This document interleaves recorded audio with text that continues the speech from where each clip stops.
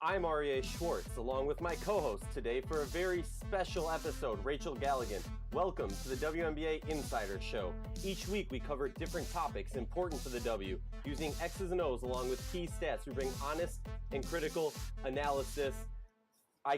Rachel, you take this one over because this is going to be a fun episode, but Rachel, this is your brainchild, so go for it. All right, thank you.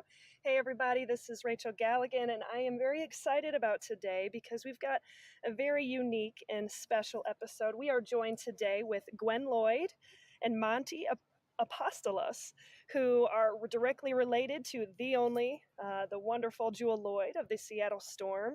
And we've got these two wonderful women on here today who really want to talk about a big initiative they're doing. It's called the Women Hoop 2 movement. And it was started by you, Montie. Is that my understanding?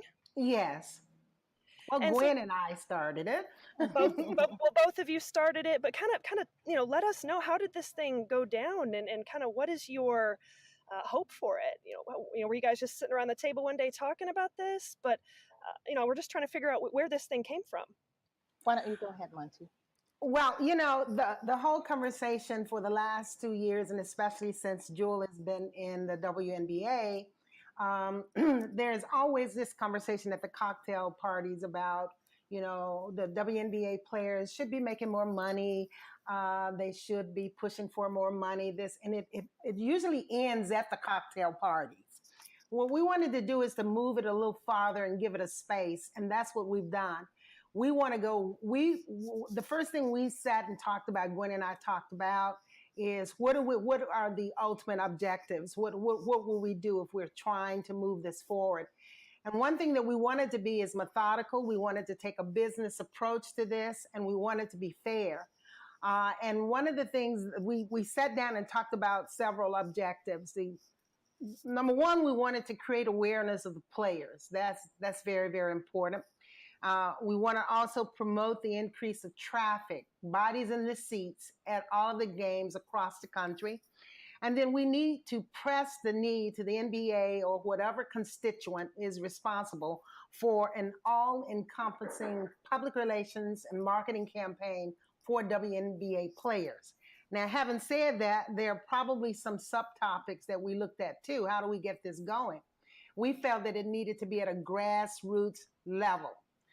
We felt that whatever initiative we create, it needs to be at the grassroots level, which means there are several constituents we need to tap into, including the parents of players themselves, NBA players, and other people who understand that this is a need. And then secondly, we felt that the NBA needed to connect their brands and their network and not leave that up to just the agents to do it for the players. These players have a short year, and this year is even shorter, but they have a short year, so they lose their fan base. The ultimate thing is that we realize that the WNBA players need to be paid more, but it's the chicken before the egg or the egg before the chicken. The bottom line is we need to quantify, if you can, that movement, and always have had to, because revenue is the big issue. So the thing is revenue. Tickets bring on revenue. Bodies in the seats bring on visibility. Companies see that. Companies want to invest. Owners can quantify their move in paying players more. And we realize that that's a business fact. We're not trying to break the owners because we understand business. But we feel that there needs to be a movement to get people aware about who the WNBA players are. And the biggest thing has been, if it's LeBron's, every person who loves LeBron or any other noted NBA player has their own personal relationship with LeBron. They're not only going to know his stats, but they're going to know something about him, which is relational. That is the piece that is missing with the WNBA players. The season is short.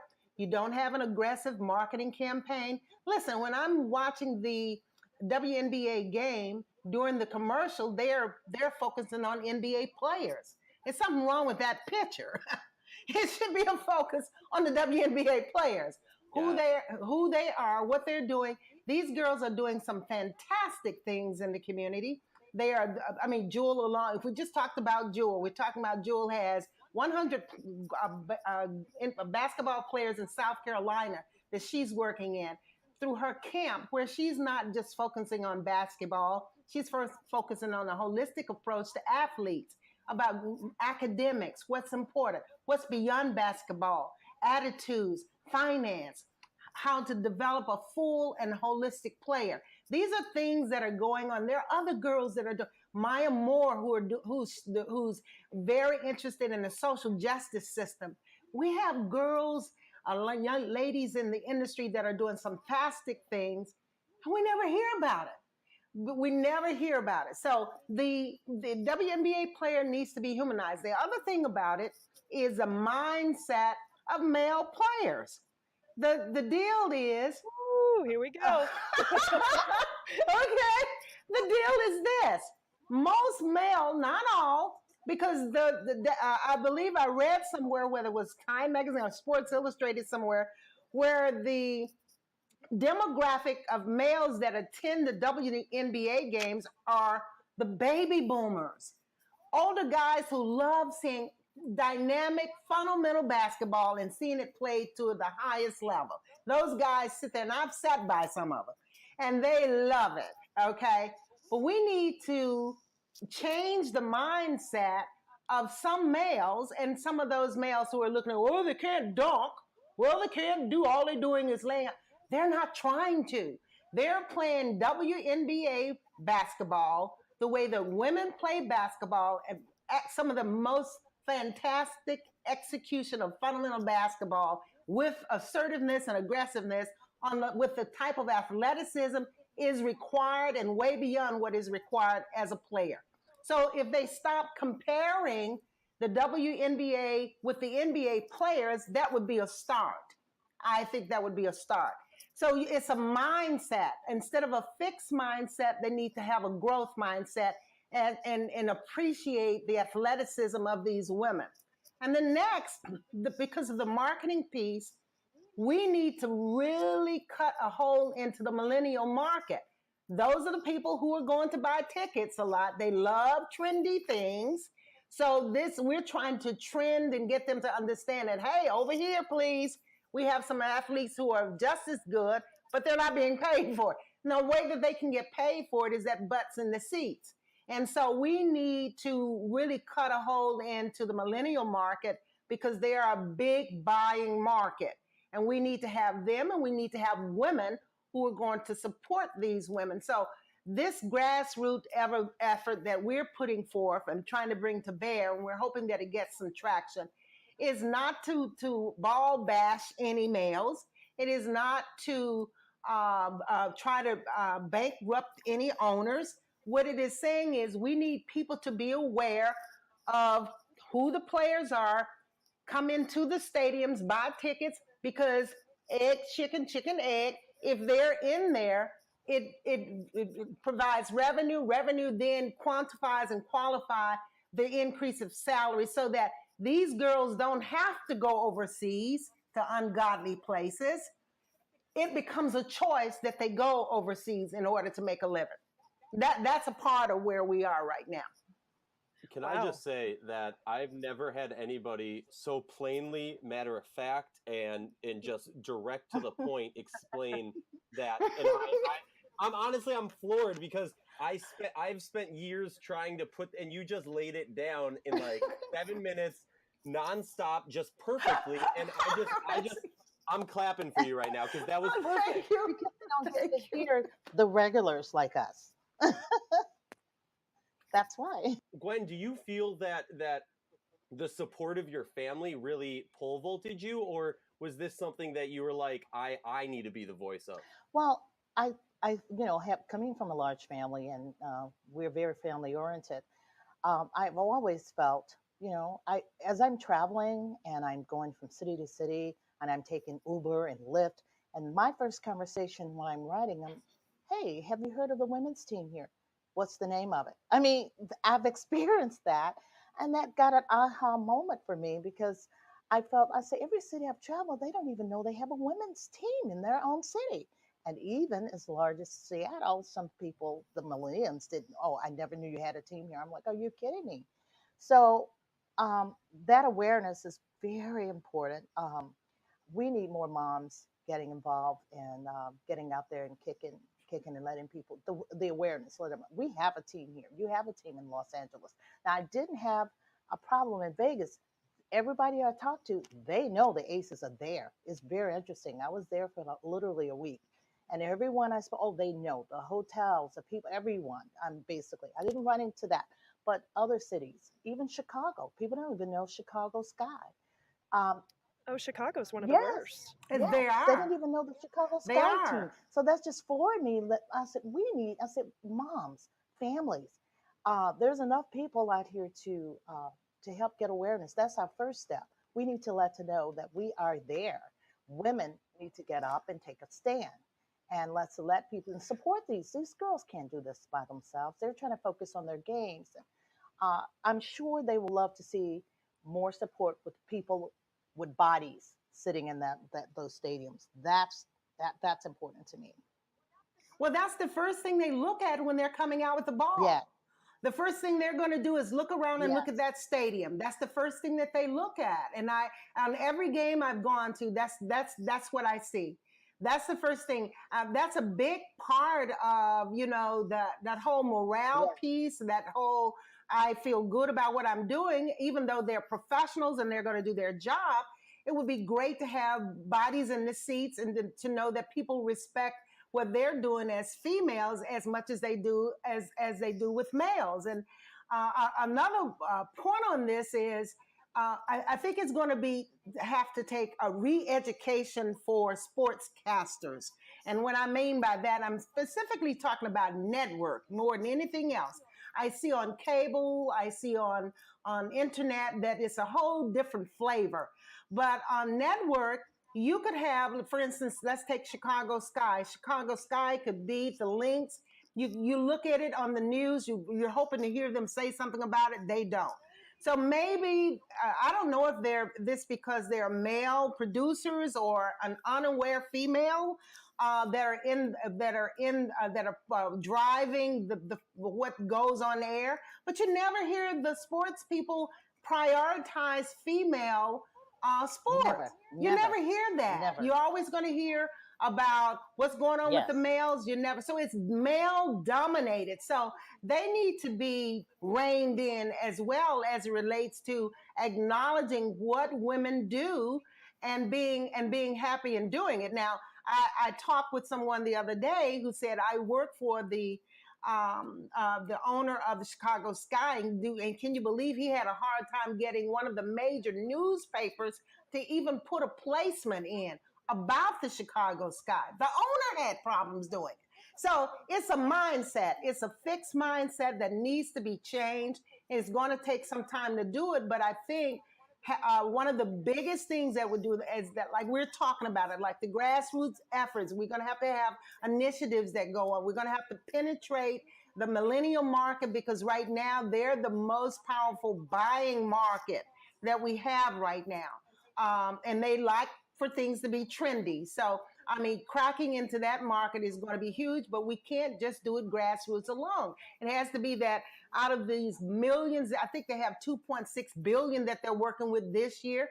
And, when I read an article, I read somewhere where they were talking about the NBA is trying to crack into the casual fan. Well, we are too with the WNBA. We're trying to crack the casual fan too. I think they have the avid fans. They're trying to crack that market. But so the WNBA needs to also crack that casual fan market as well. So it's just going to take a concerted effort for that to happen.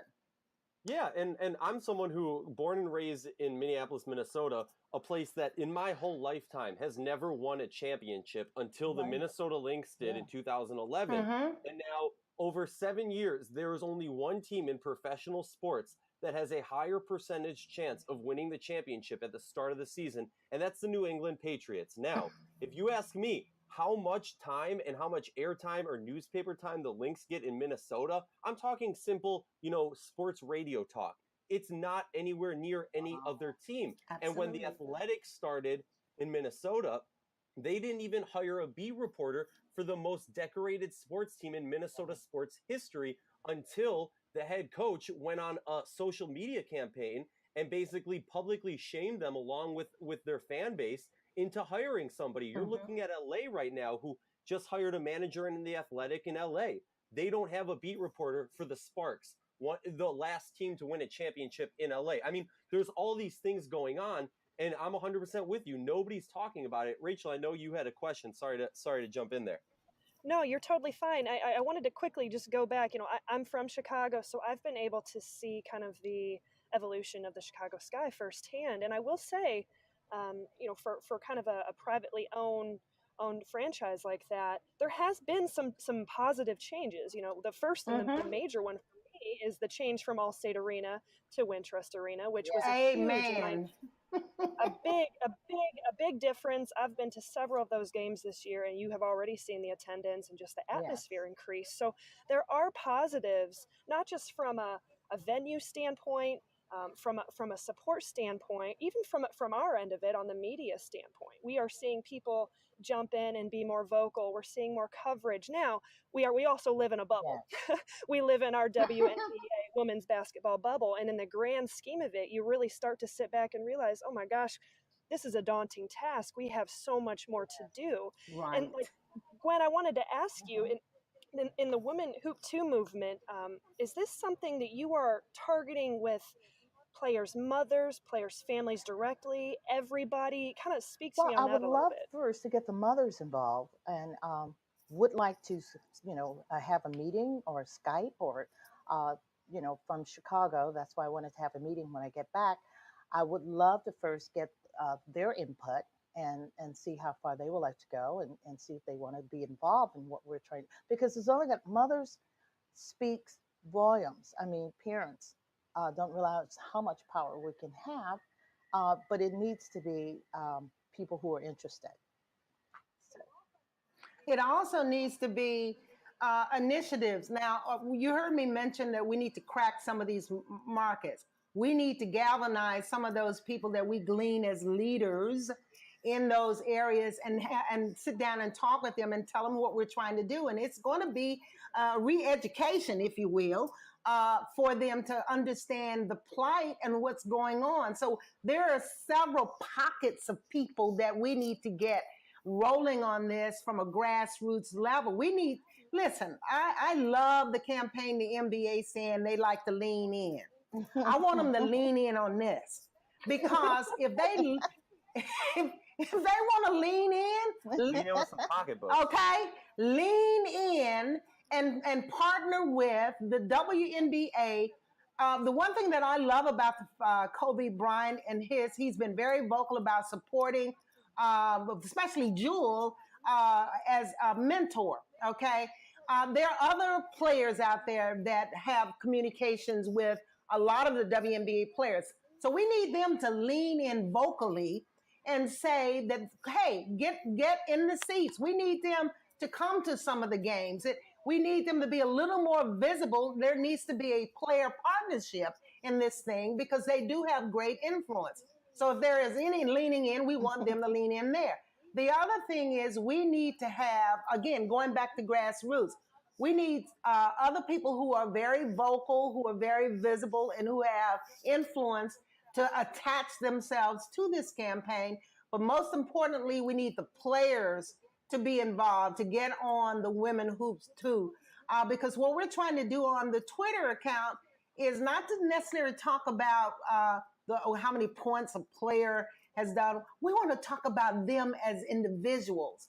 And we have been posting things about, for instance, Candace Parker and her relationship with her daughter. We've talked about Maya Moore and her effort with social justice. We'll be talking about Jules and her effort with this showcase prospect camp that she's got going. We're going to talk about other young ladies who are doing things, and because the fan needs to connect with them as being a human.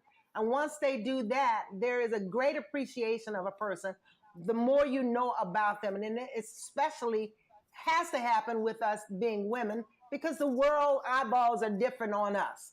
And I don't mean that in a negative way, but it is And these what it girls have is. stories. They have stories. I know they do have the player page Tribune or something, but more of those stories need to be told. I mean, I've traveled around the country with a lot of the players, and I've heard stories. These women, they have stories, and I think the people need to hear that. When people connect with their players, then they have a connection, and they really want to come and attend the games. Mm-hmm. Definitely. Something that has always struck me rubbed me in the wrong way is, and I don't want anybody to take this in the wrong light, junior NBA. Now, the WNBA Yes. is extremely involved in that. But every time you see a commercial, okay, and I don't know how to properly put this in a respectful way to the NBA, but like every time there's a commercial for junior NBA, there's Shanae Gumake, there's Candace Parker, there's all these WNBA players who are wearing the NBA logo with the NBA insignia on it. And to me, I'm like, look, if you're not going to lean in with your pocketbooks, Thank you don't get to cash out on the hard work in the community that these women are doing. There's not a huge, people haven't been talking about the fact that Sylvia Fowles donated her whole salary or her whole winnings from the MVP award back to the community. The only story, I only saw one story all last year about Tina Charles, who donated 7 years of her salary to get defibrillators to at-risk areas that couldn't afford it. Thank you. Look, in the Insider, we have always prided ourselves in being honest and critical and trying to cover the league as athletes because we felt that there was maybe one story coming out about the W, and typically they would try and talk about how nice of people they are. And to me, it's both sides. You need to cover both. They are amazing athletes. They are doing ridiculously mind-blowing things on the court. But with the second they step off the court, they are amazing people that no other professional sports league, especially if you want to call it the Big Four, the NBA, the MLB, all that crap, they don't do the things off the court. They are not good people like the WNBA is. I agree with you 100%. Definitely. I agree with you. Well, I thought one of you was going to.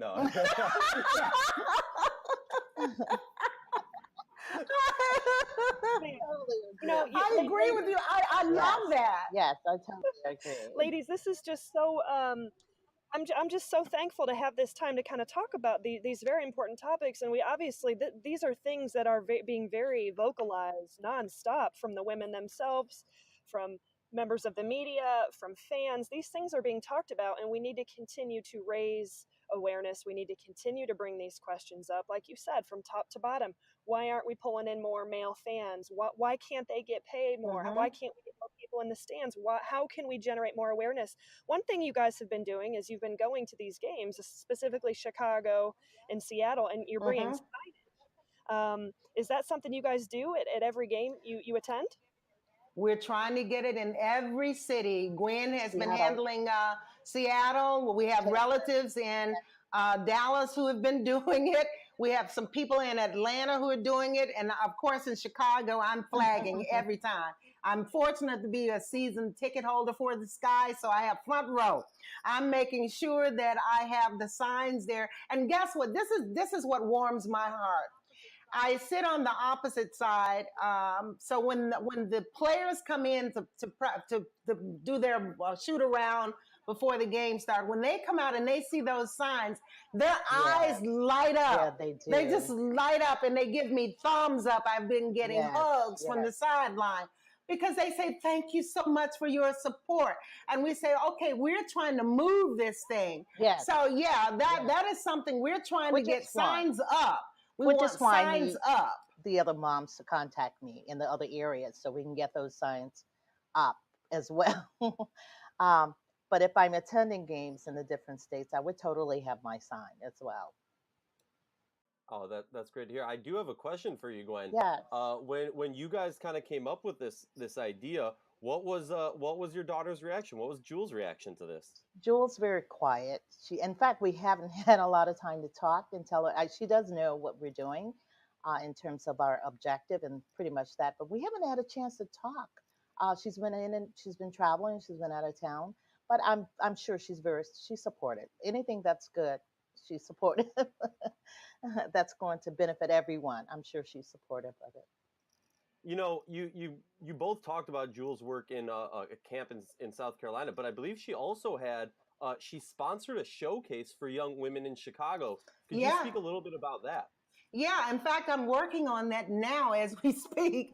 I'm putting I'm putting together the corporate sponsorship packet for that, because we're asking corporate sponsors to come in over a 5-year period. At our top sponsor to come in at $250,000 for, that's just $50,000 each year. But what's happening there is working with Daniel Bondman, who from years ago had the I think it was called Swag Air Showcase, where he would bring in juniors and seniors who not necessarily going to get the eye of all of the coaches from the top schools, the Division 1 or 2 schools, but those who may have good talent.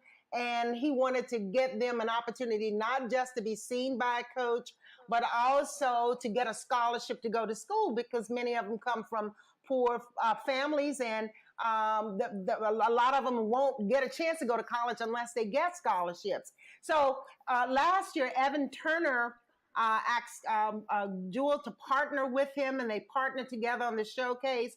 They had about 400 juniors and seniors to come together, and we had about 50 to 60 coaches. By the end of the 2-day session, I think maybe 50 scholarships were given out.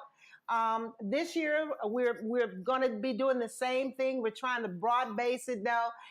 And so they're, again, inviting in. The other part that they've expanded on this is they're proposing to get into Chicago public schools, about 5 of them, 8th grade level, so they can have a tutoring program and a mentoring program for both girls and boys, so that they can talk about the academic piece and the real life piece for them, so it can sustain them, so that it's not all about ball, it's about being a person. And so they're broaching that piece of it this year, and we're hoping to get it sponsored by some corporation. And make sure it is also free. She doesn't charge. They're not charging. She doesn't charge, No. right.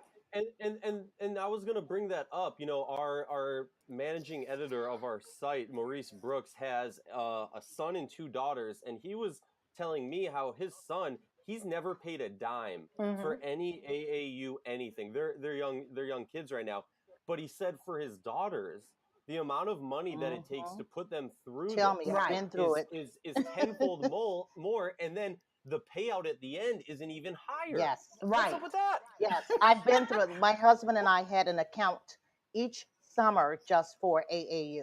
Not to mention the hotels you're spending when you're traveling with your kids, your food, the hotels, the traveling, the flights. It's very expensive. Well, again, it's that disparity. It's across the board. I mean, if you see it at that level, you know, what can you expect on the top level? But the bottom line is you have disparity there, and that has to cease and desist. That has to cease and desist. I mean, what do you think the next step is? What can we do at the Insider to help you ladies in your cause? Because I obviously you can tell because we had you on and we're obsessed with you. But we want to help. What can we do? I sit in press row, so I can't carry a sign, but I know a season ticket holder here in DC who's going to start carrying a sign after we get off this. I hope so. Well, one of the things that we're working on, visibility of the players, the human side of the players need to be told. Keeping players out there where you're interviewing them, talking about the things that they're doing in the community. That's one of them. The second thing is to encourage people to buy tickets to get to the game. I think having that visibility and encouraging them to buy the tickets, take a risk. On the hoop, women hoop too, I said to some of the people, summertime, take your daughter, take your son. If you want to spend some quality time with them, take them to a WNBA game. They will never forget it, and they won't forget the time that they spent with you. That kind of thing needs to be, sounded all over the country. People need to get out and get to these games, because that is the only way we're going to be able to justify and generate the kind of the dollars that's going to justify or quantify these ladies being paid commensurate for the work that they do. And with increased salaries, then my daughter can have an option of whether or not she wants to go overseas or not. That's my concern as a parent. Yeah, and talk to me about that a little bit. These women are going over there, and a lot of the average fan does not understand this. No, Their they do salary in the not. WNBA is minuscule compared to the money that they're going over and playing in places like Istanbul and in Yes. Russia, places where they're not the greatest. No. They're not destinations by any No, stretch of the no, imagination. no. Right. And I've been Where the there. big where the big money is, Yeah. that's where they have to go to do that. Yes. For 8-9 Yes. months out of the year. Yes. How many of those women would, say they even made a quarter of what the men made, Yes. for instance? Now that's going to be high. I know I'm being really bold with that. How many of those women do you think would still go over there? I'm telling you, if they made at least 300,000, then my daughter can stay home. She's not missing the holidays. She's not missing, Christmas, Thanksgiving dinner, quality time, and even trying to do some of her humanitarian work. But to be over the 9 months, that's a lonely world. I was in Istanbul with her. After a month, I'm literally almost crying, ready to get back to America. So you can imagine being there for 9 months. That's a lonely world. It is a lonely world, and it speaks to life-work balance. Right. It speaks to life-work balance. These women are going over to a foreign country. They want to make the fact. I gotta give them kudos. Their attitude towards women in basketball, they will come out to watch them play. Yes, it's much different. It's much different than they here. support them. I'm telling you. I've gone with Jules to South Korea and to Istanbul, and the places are packed. They support them. The audience much more. I mean, everybody's there. Mostly that I've gone to. The games are packed. Well, they do, but for the girls the wear and tear on their bodies, I was reading where Gumake, who's now gone into a plant diet, in which I copied from her, the plant diet, because she wants to get her body, get that wear and tear off her body. It wears them out. Girls who may want to have children, have a life. You see what I'm saying?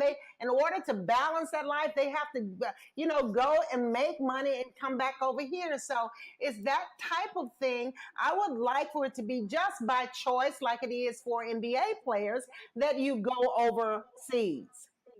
Well, and not everybody has parents or family members that are in a position that they can go overseas with them. Exactly. Like That's so which is true. so much harder for these other players. And like you touched on, Montie, they, the wear and tear. So not only are they getting paid significantly less, but these women, yes, they are highly educated. They are getting education, but the career path that they're choosing is for so much of the love of this, because they're playing overseas, their lifespan in the W is so much shorter because of the beating on their body. It's so true. It's like banging my head against the wall, yelling at people that you got to give them more respect and more money. Yes. I agree with that 100%. And that is why we know, because the thing that what we're going to hear every time, and you hear it from those, they're not bringing, people don't come to the games. Okay, well, I still will stand on my ground to say that there needs to be better advertising dollars spent, better marketing dollars structured.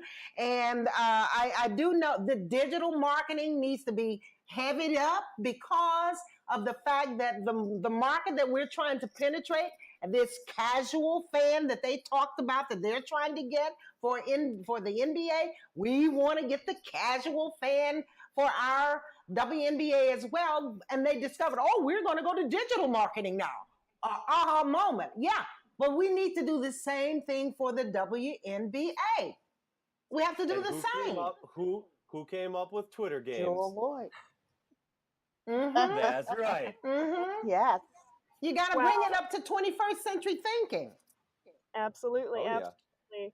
Gwen and Monty, you guys, your energy, everything you guys are about, it just speaks into the hearts of so many of us who love the WNBA and women's basketball in general. I just want to thank you guys so much for coming on here and spending some time with us and just kind of explaining. Thank you so much. Of course, explaining to us the Women Hoop 2 movement, the things you guys are doing in the stands at these games, what you're trying to accomplish, because as direct family members to, one of the best athletes in the league, it's great to hear your voice. It's great to hear, what you guys are about and what you're trying to push, and we just appreciate it. Thank you so much. Honestly, thank you guys. This has been the WNBA Insider Show with two of the best guests we've ever had, Gwendolyn, Loyd, and Monty. I don't want to mess up your last name, but we love you so much. Thank you.